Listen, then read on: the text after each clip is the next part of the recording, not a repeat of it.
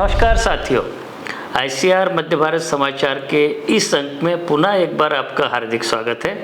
साथियों, इस कार्यक्रम के माध्यम से हम लोग आपके लिए लेके आते नई नई जानकारियाँ, चाहे वो सोयाबीन के उत्पादन के संबंध में हो, प्रसंस्करण तकनीकी के बाबत हो, या सोयाबीन में कीट या रोग से किस प्रकार से बचा सकते हैं इस बारे में हो।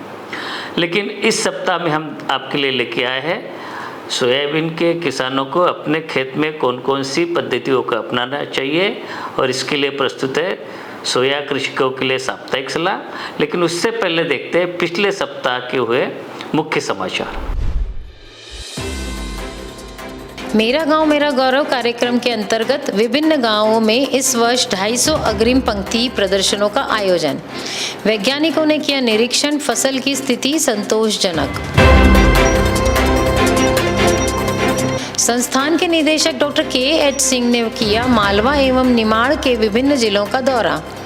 सोया कृषकों के खेतों पर दी भेंट।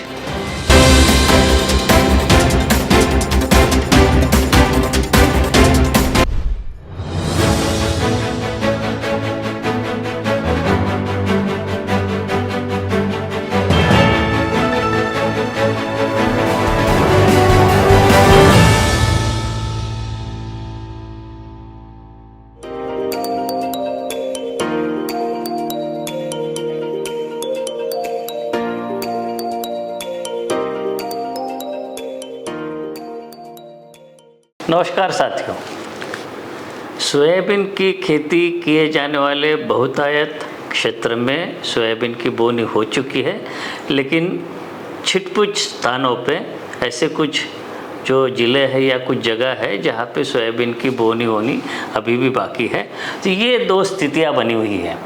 तो आज की साप्ताहिक सलाह में हम बात करेंगे सबसे पहले ऐसे क्षेत्र जहाँ पे सोयाबीन की बोनी होनी बाकी है। तो ऐसे किसानों को ये सलाह है कि कतारों की दूरी आप कम करना चाहिए, 30 सेंटीमीटर रखें, और बीज दर आपको बढ़ाना चाहिए, यानी कि 90 से 100 किलोग्राम प्रति हेक्टर। जब आप बोएंगे इस समय पे तो कम समय में पकने वाली किस्मों को प्राथमिकता दें, जैसे कि NRC 130, NRC 138, NRC 131 है, या JS 2034। इस समय पे यदि आप बोनी करते हैं तो खरपतवार प्रबंधन की दृष्टि से एक काम अगर संभव तो ये कर सकते हैं कि कल्टीवेटर चलाने के बाद में बोनी करें, ताकि खरपतवार प्रबंधन करने में आपको आसानी हो। बदलते हुए मौसम के कारण जो विपरीत मौसम बनता है उस स्थिति से निपटने के लिए सलाह यह है कि BBF या रिज पद्धति से बोनी करें। और सोयाबीन की फसल में जो प्रमुख रोगों के नियंत्रण के लिए जो हमने फार्मूला बनाया है FIR का, जो बीज उपचार जिसको कहते हैं, उसको आप अपना लें, ताकि हम बीमारी से हम सोयाबीन फसल को सुरक्षित रख सकें। और इसके लिए जो संबंधित जानकारी है या बीजोपचार की पूरी प्रक्रिया आपके इस समय पे स्क्रीन पे दी जा रही है। साथियों, बोनी करेंगे उस समय पे उर्वरक की पूरी मात्रा आपको देनी है, और इसके संबंधित स्रोत है या पोषक तत्वों की मात्रा है वो भी इस समय पे आपको स्क्रीन पे दिखाई दे रही है। जब आप बोनी करेंगे तो खरपतवार नियंत्रण के लिए जो उपयोगी जो दवाई है, चाहे बोनी के पूर्व उपयोगी या बोनी के तुरंत बाद यानी 72 घंटे के अंदर में उपयोगी दवाई है, उसकी सूची और उसकी मात्रा इस समय पे आप देख रहे हैं। ध्यान ये देना है कि जब आप करते हैं पानी की मात्रा बहुत अच्छी लें, यानी 125 लीटर प्रति हेक्टर पावर स्प्रे के उपयोग करते हैं तब, और 450 लीटर प्रति हेक्टर यदि आप नैपसेक स्प्रेयर का उपयोग करते हैं।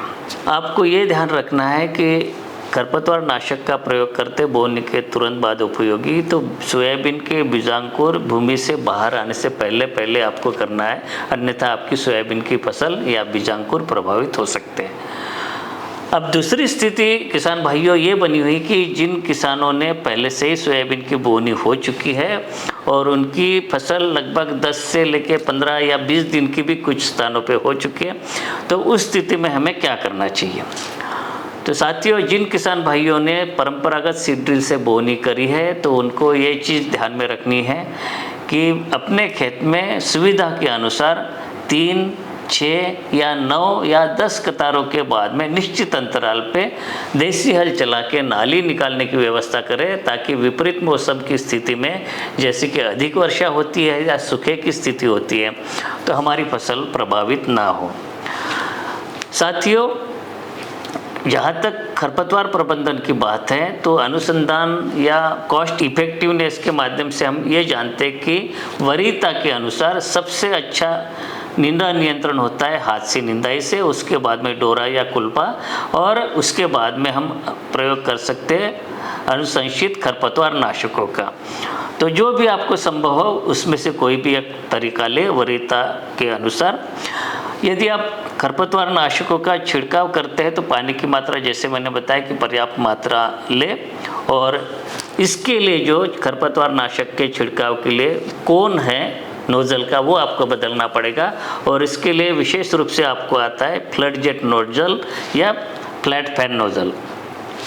साथियों, ऐसे किसान जो हमारी सोयाबीन की बोनी जब की है, लेकिन उन्होंने बोनी पूर्व या बोनी के तुरंत बाद खरपतवार नाशक का उपयोग नहीं किया, तो ये समय है आप खरपतवार नाशक जो कि खड़ी फसल में उपयोगी है उसका छिड़काव कर सकते हैं। और उसके लिए अनुशंसित खरपतवार नाशकों की सूची इस समय पे आपके स्क्रीन पे दी जा रही है। साथियों, जहाँ पे आपकी फसल 15 से 20 दिन की हो गई है, तो पत्ती खाने वाले कीटों से संभावित नुकसान होने की जो समस्या हो सकती है, तो ये चीज़ आप ध्यान में रखें। इस समय पे आप क्लोरेंट्रानिलिप्रोल 150 मिलीलीटर प्रति हेक्टर इसकी मात्रा आप लेते हैं और इसको छिड़काव करते हैं, तो आने वाले 1 महीने तक आप पत्ती खाने वाले कीटों से अपनी फसल को सुरक्षित रख सकते हैं। अगली बात ये भी है कि ये ऐसे समय है, इस समय पे आपकी फसल में तना मक्खी का प्रकोप होने की भी संभावना हो सकती है, और इसके लिए आपको ये करना पड़ेगा कि थायोमिथाक्सम प्लस लैम्बडा साइहेलोथ्रिन, ये पूर्व मिश्रित दवा आती है, तो 125 मिलीलीटर प्रति हेक्टर के हिसाब से अपनी सोयाबीन की फसल के ऊपर आप छिड़काव कर लें, तो तना मक्खी से भी हम अपने फसल को नुकसान होने से बचा सकते हैं। साथियों, कई बार हम लोगों को फ़ोन आते हैं, किसान लोग पूछते हैं कि खरपतवार नाशक के साथ में कीटनाशक को मिला के प्रयोग करें और कौन कौन से कॉम्बिनेशन है, तो इसके बारे में किसान लोग जानने की कोशिश करते हैं। तो ये चीज़ आप ध्यान में रखें। जहाँ तक अनुसंधान की बात है, 3 ऐसे कीटनाशक है जो कि क्लोरेंट्रानिलिप्रोल 150 मिलीलीटर प्रति हेक्टर, या क्विनाल्फास 1 लीटर प्रति हेक्टर, या इंडोक्साकार्ब इसकी मात्रा 333 मिलीलीटर प्रति हेक्टर, ये 3 कीटनाशक है। इनका जो मिश्रित उपयोग कर सकते हैं 2 प्रकार के खरपतवार नाशकों के साथ में, उसमें एक है इमेजितापैर जिसकी मात्रा 1 लीटर प्रति हेक्टर, या क्विज़ालोफॉप इथाइल 1 लीटर प्रति हेक्टर। तो 3 कीटनाशक और 2 खरपतवार नाशक, इनमें से कोई भी एक आप मिला के मिश्रित उपयोग कर सकते हैं। और इसके अलावा और कोई जो अनुशंसित रसायन है उसका प्रयोग अनुसंधान के आधार पर हम अनुशंसा नहीं करते हैं।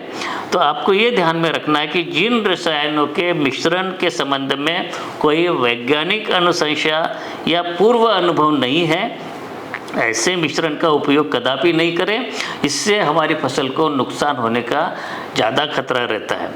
साथियों, मध्य प्रदेश में कुछ जिलों में राइजोक्टोनिया रूट रॉट या पिथियम सीडलिंग रॉट जो बीमारी है उसका प्रकोप देखा गया है पिछले सप्ताह, जिसमें कि नवजात पौधे मर जाते हैं या सड़ जाते हैं।